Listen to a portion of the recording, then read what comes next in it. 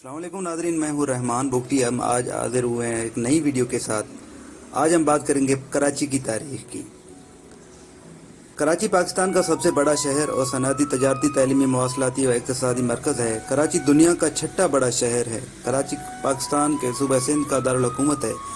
شہر دریائے سندھ کے مغرب میں بحیرہ عرب کے شمالی ساحل پر واقع ہے۔ پاکستان کی سب سے بڑی بندرگاہ اور ہوائی اڈہ بھی کراچی میں قائم ہے۔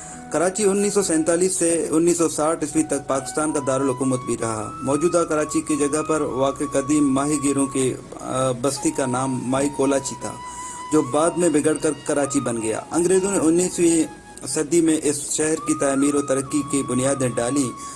1947 عیسوی میں پاکستان کی آزادی کے وقت کراچی کو نو آموز مملکت کا دارالحکومت منتخب کیا گیا۔ اس کی وجہ سے شہر میں لاکھوں مہاجرین کا دخول ہوا۔ پاکستان کا دارالحکومت اور بین الاقوامی بندرگاہ ہونے کی وجہ سے یہ شہر صنعتی سرگرمیاں دیگر شہروں سے قبل شروع ہو گئیں۔ 1959 عیسوی میں پاکستان کے دارالحکومت کی اسلام آباد منتقلی کے باوجود کراچی کی آبادی اور معیشت میں ترقی کی رفتار کم نہیں ہوئی۔ پوری پاکستان سے لوگ روزگار کی تلاش میں کراچی آتے ہیں۔ اس وجہ سے یہاں مختلف مذہبی، نسلی اور لسانی گروہ آباد ہیں۔ کراچی کو اسی وجہ سے چھوٹا پاکستان بھی کہا جاتا ہے۔ ان گروہوں کی باہمی کشیدگی کی وجہ سے 80 اور 90 کی دہائیوں میں کراچی کے لسانی فسادات، تشدد اور دہشت گردی کا شکار رہا۔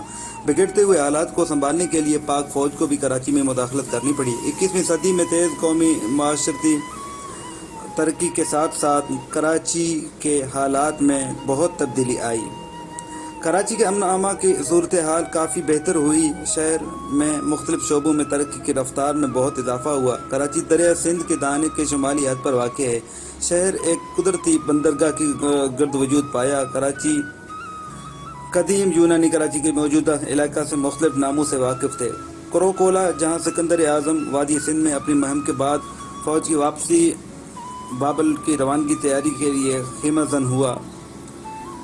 مورنٹوبرا ممکن کراچی کے بندرگاہ سے نزدیک جزیرہ منوڑا سے، یہاں سے سکندر کے سپہ سالار نیارخوس واپس اپنے وطن روانہ ہوا، اور جو ہندوستانی یونانیوں کی باختری مملکت کی بندرگاہ تھی۔ اس کے علاوہ عرب اس علاقے کو بندرگاہ دیبل کے نام سے جانتے تھے، جہاں سے محمد بن قاسم نے 712 میں اپنے فتوحات کا آغاز کیا۔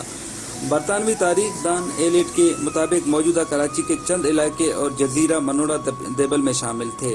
موجودہ نام کراچی سے پہلے کراچی کو مکران بلوچستان کے علاقے کولانچ کی ایک بلوچ مائی، جو کولانچ سے ہجرت کر کے یہاں آباد ہوئی تھی، کی نسبت سے مائی کولاچی کے نام سے جانا جاتا تھا، جس کے تمام تر آبادی بلوچ تھی۔ کولاچی اور بگڑ کر انگریزوں کے دور میں کراچی ہو گئی۔ 1972 عیسوی کو مائی کولاچی مسقط اور بحرین کے ساتھ تجارت کرنے کے لیے بندرگاہ منتخب کیا گیا۔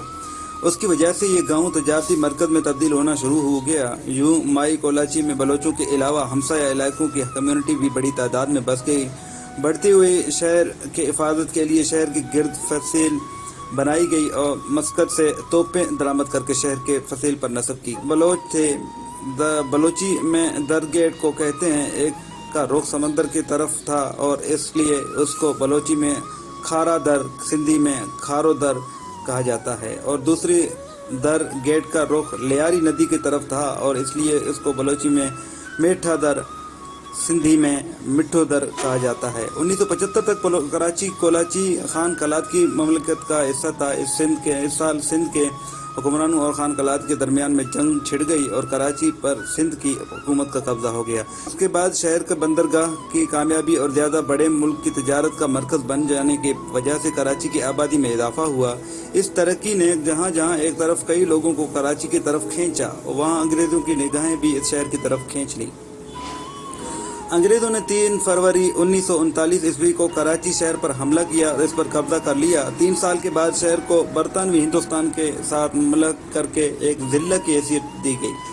انگریزوں نے کراچی کی قدرتی بندرگاہ کو دریائے سندھ کی وادی کا اہم تجارتی مرکز بنانے کے لیے شہر کی ترقی پر اہم نظر رکھی۔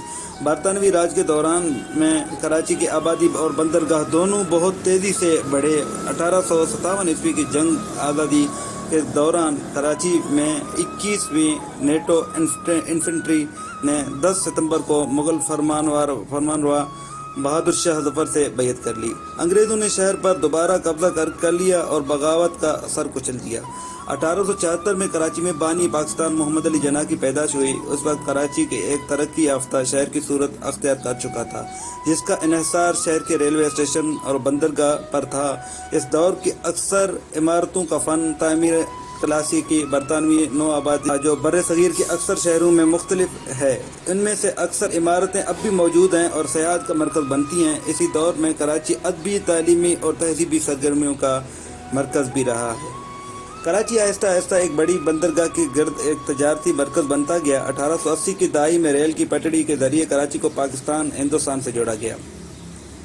1881 میں کراچی کی آبادی 73,500 تک، 1891 میں 1,05,099 اور 1901 میں 1,15,407 تک بڑھ گئی۔